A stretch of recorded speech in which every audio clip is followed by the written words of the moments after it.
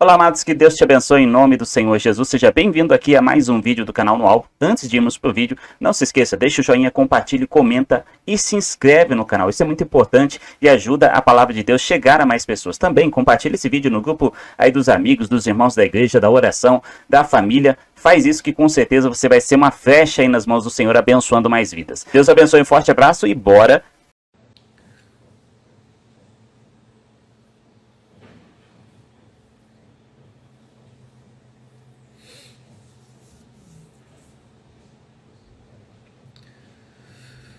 Bom dia, Gláucia, bom dia a todos, bom dia pessoal, graça e paz, bom dia, sejam todos bem-vindos, bom dia Caio, bom dia Vânia, bom dia Fábio, bom dia Patrícia, bom dia, vamos lá, bom dia Leonardo, bom dia Edna, sejam todos muito bem-vindos, bom dia Simone. Vamos fazer uma reflexão rápida aqui que eu acho que pode nos ajudar bastante a mantermos relacionamentos saudáveis. Bom dia Thaís, bom dia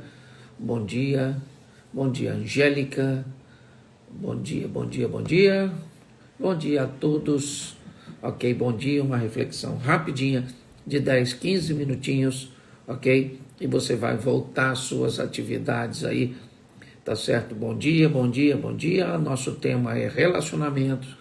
Nosso tema hoje, nessa manhã, eu vou falar sobre uma segunda oportunidade, sobre mudanças que pessoas podem sofrer com suas experiências negativas, e eu acho isso muito importante, tá certo? Vamos lá.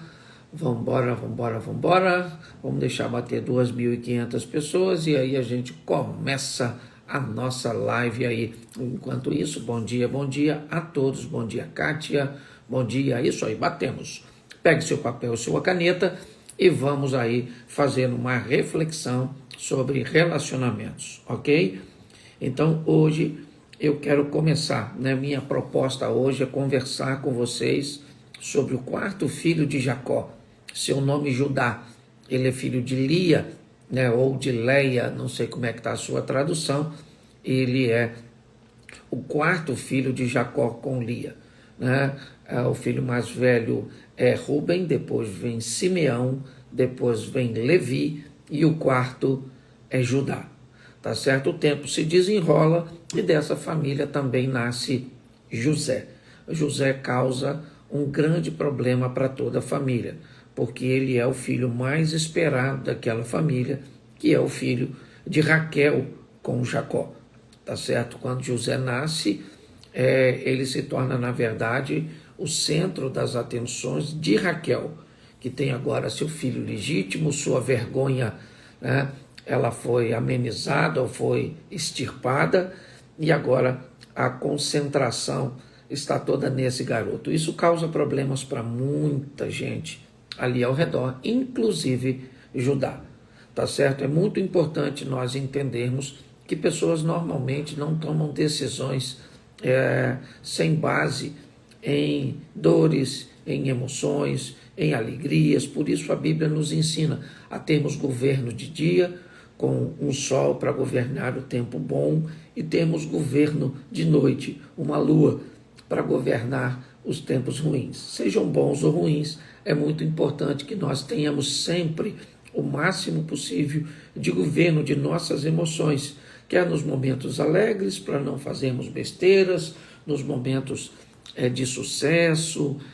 Deixa eu usar um exemplo: o camarada ganha dinheiro, pode melhorar seu carro, pode melhorar sua aparência, usar um bom relógio, frequentar outros lugares, o tempo é bom, ok? E ele então acaba traindo a esposa, tá certo? A mulher conseguiu emagrecer, ela conseguiu ficar mais jovial, ela agora pode usar novas roupas, a situação melhorou para ela e ela acaba traindo o marido. Isso são pessoas que têm momentos bons, mas não têm sol, elas não têm governo de dia. Em contrapartida, você vai encontrar pessoas que perdem o governo à noite, tá certo? Quando, por exemplo, perdeu o emprego, e aí perde o emprego e aí começa a beber, aí começa a usar drogas. São pessoas que, quando a situação escurece, quando não fica boa, elas acabam perdendo o governo na noite. Ou seja noite ou seja dia, você precisa manter o governo de suas emoções. Tá certo? Mas vamos lá, vamos dar uma olhadinha em Judá. José agora, 17 anos, começa a sonhar, capítulo 37 de Gênesis, e nós vamos aqui olhar rapidamente o momento em que José vai procurar seus irmãos. Gênesis, capítulo 37, verso 26, para você que gosta de anotar. Diz assim o versículo 26 do capítulo 37.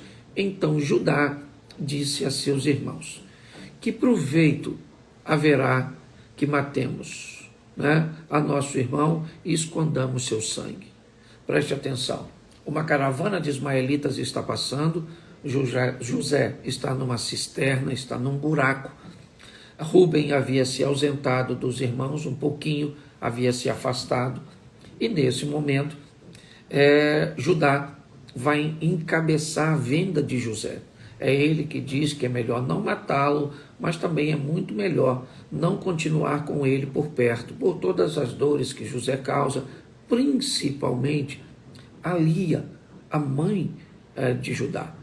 Tá certo? Provavelmente olhar para José e ver que ele é filho de Raquel, a mulher que Jacó tanto amava, devia ferir muito Lia, machucar muito ela.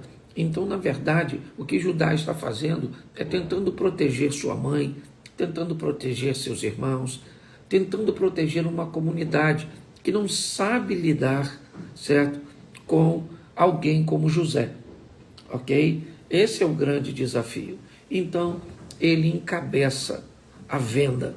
É ele que diz, vamos vender a caravana de ismaelitas, e no versículo 26, começa essa negociação e José é vendido. É importante entender que José acompanha tudo isso, ele está próximo, ele está sendo avaliado, certo? Como um escravo, como um objeto, tá certo? Bom, esse é o primeiro Judá.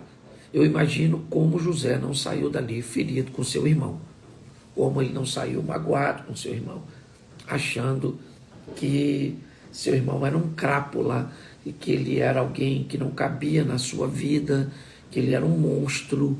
Esse é o primeiro Judá, tá certo? Não que ele não seja nessa ocasião. A minha pergunta é, será que ele vai ser um crápula para sempre? Será que ele vai ser um traidor para sempre? Será que ele vai ser um mentiroso para sempre? Será que ele vai ser um inútil para sempre? A minha pergunta é, o que você acha que deve acontecer com pessoas que te ferem uma vez? Você daria a elas uma nova chance? Bom, o tempo passou. Tá certo? Então, o tempo passou e agora nós vamos ver um segundo Judá. Gênesis 43. Do capítulo 37, lá na frente, nós vamos ver o capítulo 43. Esse diálogo agora, Judá está tendo com seu pai, Israel, Jacó. E ele diz assim, no verso 8, capítulo 43, verso 8. Então disse Judá a Israel, seu pai, envia o jovem comigo e levantarmos-nos e iremos para que vivamos e não morramos, nós, nem tu, nem nossos filhos. Eu serei por fiador dele, da minha mão o requererás. Se eu não o trouxer e não o puser perante a tua face, serei réu de crime para contigo para sempre. Bom, agora Judá precisa voltar ao Egito para conseguir mais comida. E o governador do Egito, que é José, e ele ainda não sabe, disse que não vai vender comida para eles, se eles não levarem seu irmão mais novo, o então Benjamim, o filho de Raquel, o segundo filho de Raquel, que morreu durante o parto. Certo? Raquel morre para dar à luz a Benjamim. Jacó então se prende a este menino, Benjamim, já que Raquel era morta. E José, na cabeça dele, também está morto, ele é altamente apegado a Benjamim. Então Benjamim não se afasta dele, Benjamim não se expõe a risco, Benjamim é o queridinho, isso, certo? A mesma coisa que fez seus irmãos matarem ou venderem José, agora eles têm que enfrentar novamente, porém ninguém quer matar Benjamim. Eles aprenderam a lição. Judá então diz a seu pai: pai, se nós não levarmos Benjamim conosco para o Egito, o governador do Egito não vai vender a comida para a gente. E sabe o que vai acontecer? Nós vamos morrer de fome, o Senhor vai morrer de fome e os nossos filhos vão morrer de fome. Presta atenção. O Judá do capítulo 37 só pensa nele. Tá certo? É uma coisa bem particular, nas feridas que ele tem causado nele, na mãe dele. Mas agora, a cabeça de Judá, ela é mais extensa, certo? Agora ele diz: olha, pai, deixa eu levar o Benjamim, tá bom? Eu me torno responsável por ele, tá certo? O que está em risco, pai, é a vida de nossos filhos, a nossa vida, a vida do Senhor. Preste atenção à visão ampla, coletiva, da maturidade que Judá está conseguindo ao longo do tempo. Tá certo? Ele começa como alguém egoísta, é verdade, mas agora é alguém que já consegue expandir. Esse é o segundo Judá, do capítulo 43. O terceiro Judá é o do capítulo 44. Agora nós vamos ver o terceiro Judá. Bom, José, ele queria ficar com Benjamim, ele era seu irmão legítimo, ele montou uma estratégia, tá certo? Então ele esconde uma peça valiosa da bagagem de Benjamim. Ele manda esconder para ele ficar com Benjamim, certo? Para ele reter Benjamim no Egito. Porém, lembra, no capítulo 43, Judá se tornou fiador. Ele disse ao seu pai que ele ia levar Benjamim de volta. E quando José quer ficar com Benjamim, capítulo 44, verso 33 e 34, diz assim: agora, pois, fique teu servo em lugar deste moço, por escravo de meu senhor, e que suba o moço com meus irmãos, porque como eu subirei ao meu pai se o moço não for comigo, certo? Para que eu não veja o mal ou o sofrimento de meu pai. Preste atenção, porque aqui nós temos um terceiro Judá. Ele chama José no canto, né, que na verdade é o governador do Egito e não José, e ele diz a José: olha, deixa eu explicar ao Senhor a situação com muito respeito, tá certo? Não me tenha por afronta o que eu vou dizer ao senhor governador. Meu pai tinha um filho, o nosso irmão José, e infelizmente ele não está mais entre nós. Nosso pai quase morreu com isso. Mas depois, a Raquel, a mulher dele, engravidou e teve Benjamim. E o que o papai faz com Benjamim é extraordinário. Ele cuida de Benjamim, Benjamim não sai de perto dele. O senhor não está entendendo, governador. Tá? Benjamim é o queridinho do papai, tá certo? E nós aprendemos a lidar com isso. Então, tem muita coisa em jogo. E, por favor, deixa meu irmão voltar, tá certo? E eu quero assumir a responsabilidade. Me deixa no lugar dele, tá bom? Porque eu não vou ter condições de olhar para a cara do meu pai novamente e ver todo o sofrimento dele. José, quando está olhando tudo isso, capítulo 45, verso 1, diz assim: então José não podia se conter diante da face, certo, de todos que estavam dele. Então ele clamou e disse: sai daqui todo homem, certo? Ninguém ficou com ele, só José e seus irmãos. Eu queria fazer uma reflexão com vocês nessa manhã. A dor da traição dói muito. A dor dos abandonos, a dor do que as pessoas fazem conosco dói muito. Mas eu queria usar esse exemplo que pessoas podem mudar ao longo de sua vida. Aquelas pessoas que te traíram, você se afastou dela, as eliminou, certo? Tirou de seu convívio. Eu até entendo a dor que você vai sentir, mas isso precisa ser curado. Pelo menos para que você faça uma nova avaliação. Eu não estou te dando garantias de que as pessoas vão mudar. Eu não vou. Porque tem gente que não quer mudança. Mas não é porque alguns não querem a mudança que ninguém vai mudar.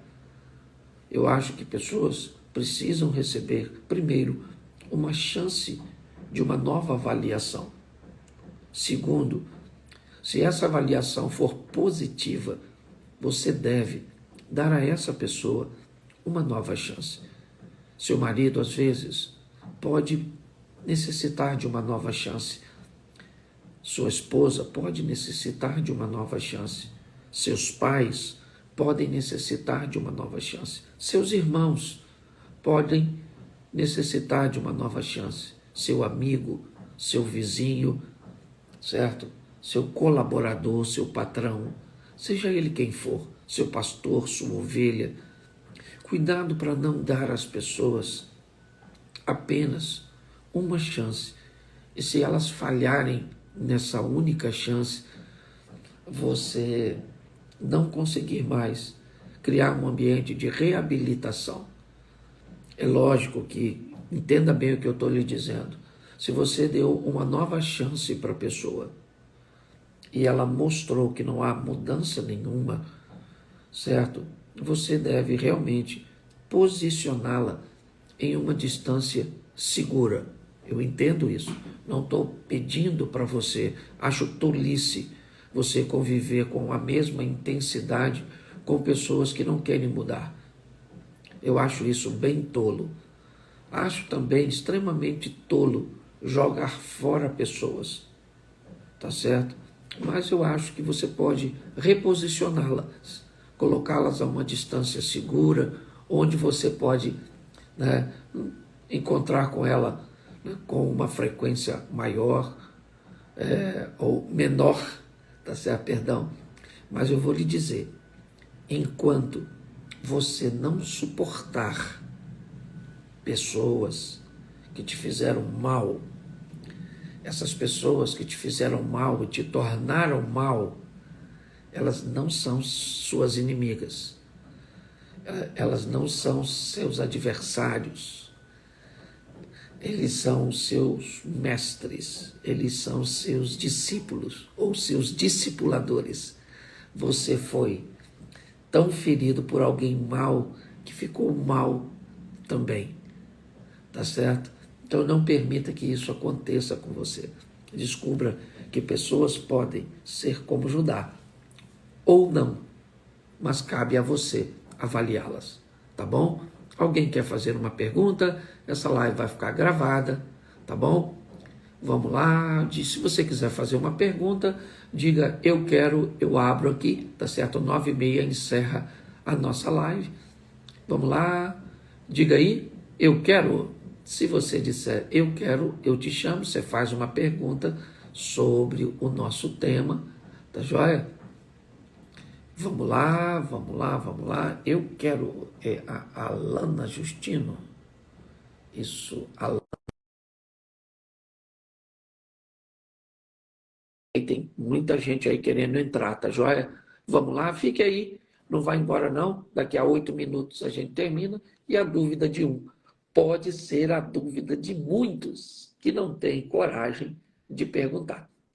Bom, chamei a Lana, ela não está entrando conosco. Vamos lá, vou chamar a Regiane Carvalho. Regiane, chamei você. Se entrar duas, a gente acaba aí aguardando. Vamos lá, vamos lá, vamos lá. Já chamei duas pessoas. Quem é que está entrando? Bom dia. Bom dia! Diga seu nome, de onde você está falando. Meu nome se chama Regiane e eu estou falando de Amsterdã, na Holanda. Amsterdã, na Holanda. Um abraço. Faça a sua pergunta. Quando essa pessoa que você ama, como os irmãos de José, é seu irmão e você não consegue conviver com ele, o que você deve fazer para estar em comunhão com Deus também? Bom, preste atenção, independente da posição, certo, parental que essa pessoa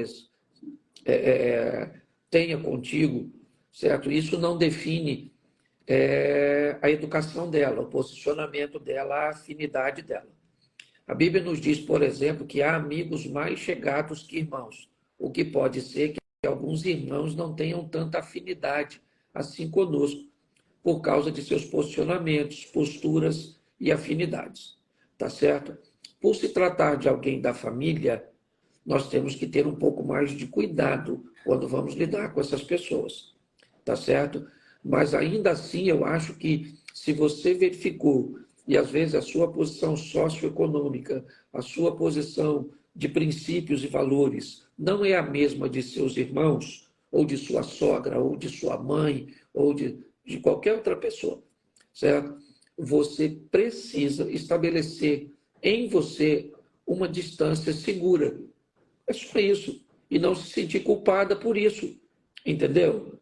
É alguém que você vai encontrar na casa da sua mãe, mas não vai na sua. Entendeu? E É alguém. eu passei por um período da vida. Deixa eu sair de perto da máquina. Eu passei por um período da vida onde eu me culpava muito em pensar assim, ai, mas é meu familiar, é uma pessoa muito próxima.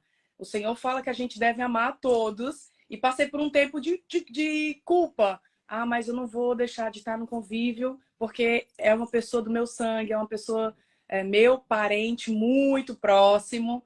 Mas aí, depois de um certo tempo, eu decidi, não, para ter saúde mental, é melhor eu respeitar a pessoa na distância dela e eu na minha. Mas eu queria saber, baseado na Bíblia, de verdade, se com Deus a gente tem que manter essa união, mesmo que a pessoa não traga sanidade mental, ou se realmente é saudável cada um ficar no seu canto e a gente respeitar esse distanciamento para que haja uma sanidade mental entre as duas partes. Bom, vou te dar então dois exemplos bíblicos, Ismael e Isaque. Vou te dar o exemplo de Jacó e Esaú, dois Perfeito. irmãos que têm sérios problemas ao longo da caminhada, certo? Isaque e Ismael estão no enterro de Abraão, ok? Problemas de caráter.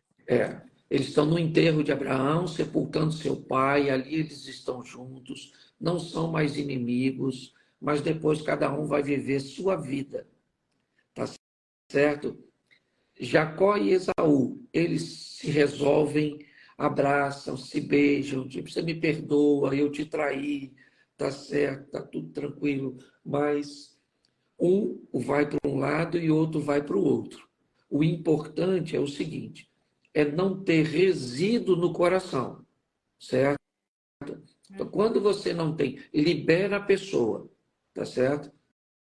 Do seu coração, mas estabelece que não quer novamente aqueles resíduos que podem ser, porque se a pessoa não muda de postura, ela pode colocar novamente outros resíduos. Então, quando você estabelece um distanciamento do encontro, certo? Você vai encontrar essas pessoas de uma forma mais esporádica, o que acontece? Você está mais apta para lidar com tudo isso. Ao longo do tempo, sobre cada encontro desse, você vai fazer a leitura. Se essa pessoa pode receber novamente uma promoção para estar perto de você, se a distância que você colocou já está boa, ou se essa pessoa precisa ir um pouco mais para longe. Entendeu?